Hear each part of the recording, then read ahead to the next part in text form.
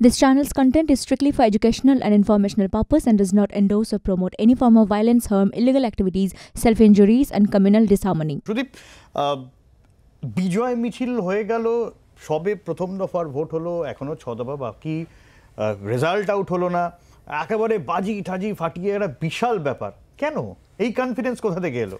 না, আমি প্রথমেই বলি যে বিজয় মিছিল করেছে তৃণমূল কংগ্রেসের কর্মী সমর্থকরা এবং তাতে পা মিলিয়েছেন সাধারণ মানুষ। কেন?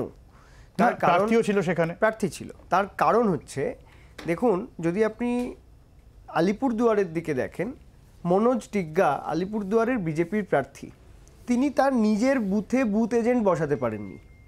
অন্যদিকে লড়াই হচ্ছে যার সাথে প্রকাশচিক বড়াইক, তিনি আমাদের একদম চা শ্রমিকদের ঘরের ছেলে। তার মধ্যে আলিপুরদুয়ার পঞ্চায়েত নির্বাচন আপনারা যদি দেখেন, দুহাত ভরে মানুষ তৃণমূল কংগ্রেসকে আশীর্বাদ করেছে। তারপরে আসুন জলপাইগুড়ি জেলা। জলপাইগুড়ি জেলা যখন ঝড়ে বিধ্বস্ত হলো, তখন আমরা এই দিল্লি থেকে উড়ে আসা নেতাদের কিন্তু জলপাইগুড়িতে পাওয়া যায়নি। শুধু নয়, ক্ষতিপূরণের টাকাটা পর্যন্ত আটকে দেওয়ার চেষ্টা করেছিল বিজেপি। সেই টাকা রাজ্য সরকার যাতে ডিসবার্স করতে না পারে তার ব্যবস্থা করেছিল বিজেপি। তার জন্য আমাদের নির্বাচন কমিশনে যেতে হয়েছিল, একদিন থানায় ধর্ণা দিতে হয়েছিল। তার পরবর্তীতে জলপাইগুড়ির মানুষ খেপে খেপে টাকা পয়সা পেয়েছেন। জলপাইগুড়ি বুঝেছে যে জলপাইগুড়ির সঙ্গে ভোট এলে মোদি আর ঝড় এলে দিদি, তাই জলপাইগুড়ি মিছিলে পা মিলিয়েছে। আবার আসুন কোচবিহার। কোচবিহার জেলায় সিআরপিএফের সন্ত্রাস, অর্থাৎ নিশীথ প্রামাণিক কেন্দ্রীয় মন্ত্রী, তিনি যদি কনফিডেন্ট হন তাহলে তিনি রাজ্য সরকারের একজন মন্ত্রীর গাড়িতে ঢিল ছুড়বেন কেন? স্টোন পেটলিং হবে কেন? কেন বোম মারা হবে? তা সেখানে যদি বিজেপি এত কনফিডেন্টই হতো, সেখানে এই সন্ত্রাসগুলো, বিক্ষিপ্ত ঘটনাগুলো ঘটতো না।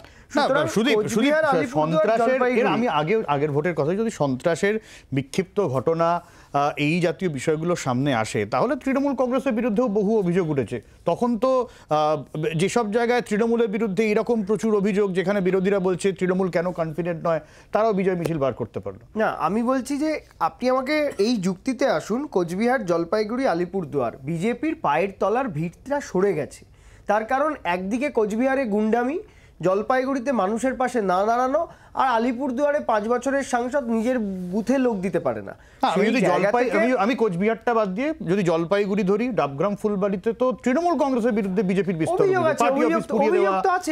তৃণমূল কংগ্রেসের বিরুদ্ধে সবার অভিযোগ আছে। তৃণমূল কংগ্রেসের বিরুদ্ধে 2014 সালে এই যে শুভেন্দু অধিকারী তারিখ পে তারিখ দিয়ে গেছেন, তাতেও তৃণমূল কংগ্রেসকে টলানো যায়নি। আমি বলছি 4 জুন অপেক্ষা করুন। উত্তরবঙ্গের যে আশায় বিজেপি বুক বাঁধছে, সেখানে পদ্মফুলটা মানুষ ছুঁড়ে ফেলে দিয়েছে। দেখুন, আমি সুদীপের বক্তব্য মন দিয়ে শুনছিলাম। আমি ভাবছিলাম যে সুদীপ আবার অ্যাস্ট্রোলজার কবে হলো? আমরা তো জানি অ্যাস্ট্রোলজার সব বলতে পারে, পাথর পড়ানোর নিদান দিতে পারে, কিন্তু সুদীপের ভেতরে সেই অ্যাস্ট্রোলজির একটা যে দর্শনও আছে সেটা আমি জানতাম না। আজকে প্রথমে আমি শিওর হলাম। 1 নম্বর। 2 নম্বর, দেখুন এটা কোন জায়গা থেকে এই জায়গাটা, ওই যে বিজয় মিছিলটাকেও সাপোর্ট করলো, তাই আমার মনে হলো। 1 2 নম্বর হচ্ছে, সে তো এটাও প্রশ্ন তুলতে পারে, রাহুল গান্ধী কি করে জানলেন যে বিজেপি 150-র বেশি পাবে না, বা প্রিয়াঙ্কা গান্ধী, কারণ তার কাছে আমাদের, তার জন্য আমাদের ডেটা আছে। আমরা ডেটাটাকে সামনে রেখে, না ও ডেটা কোনো সামনে রাখতে পারেনি, ও একটা পারসেপশন তৈরি করছে, একটা পারসেপশন তৈরি করতে যাচ্ছে। আসলে দেখুন, কেউ হেরে যাওয়ার পর কেউ তো পরাজয় মিছিল করেছে বলে আমি জানি না, আপনি জানতে পারেন, আপনি অনেক দিনের সাংবাদিক। আসলে বিজেপি আর তৃণমূলের মধ্যে এই বাইনারিটা, তৃণমূল ইচ্ছে করে বিজয় মিছিল করে দিয়েছে। এবার বিজয় মিছিল না করলে কর্মীদের ধরে রাখতে পারবে না, কারণ কর্মীরা বুঝে গেছে ওইখানে বিজেপি বা তৃণমূলের মধ্যে যা সেটিং হয়েছে, যে সেটিংয়ে কে কটা সিট নেবে, 2টো বিজেপি পাবে কি 1টা তৃণমূল পাবে, বা 1টা তৃণমূল পাবে কি 2টো বিজেপি পাবে, এদের নিজেদের মধ্যে কথা হয়ে গেছে। এখন তৃণমূলকে 3টেই ছেড়ে দেবে বিজেপি। দেখুন, সেটিং হলে কি লেভেলে সেটিং হয়েছে মমতা বন্দ্যোপাধ্যায়, নরেন্দ্র মোদী, আমি জানি না। আর অনন্ত মহারাজ একটা খুব ভালো স্টেটমেন্ট আছে, শঙ্কুও জানে, শঙ্কু কি উত্তর দেবে শঙ্কু পরে বলবে। অনন্ত মহারাজ বলেছে যে বিজেপি উত্তরবঙ্গের জন্য কিচ্ছু করেনি, উত্তরবঙ্গ ভাগের কথা আমরা বারবার বলেছিলাম, উত্তরবঙ্গকে রাজ্য করার কথা বলেছিলাম, উত্তরবঙ্গ রাজ্যের কথা বলেনি। নারায়ণী সেনার নিয়ে আমরা অনেকবার আন্দোলন করেছি, নারায়ণী সেনার কথা আজকে বিজেপি আমাদেরকে সেই মধ্যে মান্যতা দেয়নি। এবং আমরা এটাও বলেছে যে অনন্ত মহারাজ, যে বিজেপি এই রাজবংশীদের জন্য যা যা প্রতিশ্রুতি দিয়েছিল, সেই প্রতিশ্রুতি ওরা মানেনি। আসলে যদি আপনি ইস্তাহারে ধাপ্পা দেন, ভোটের দিন আপনাকে ছাপ্পা দিতে হবে, যেটা তৃণমূল আর বিজেপি করেছে। বাংলার আওয়াজ, বাঙালির আবেগ, জি 24 ঘন্টা।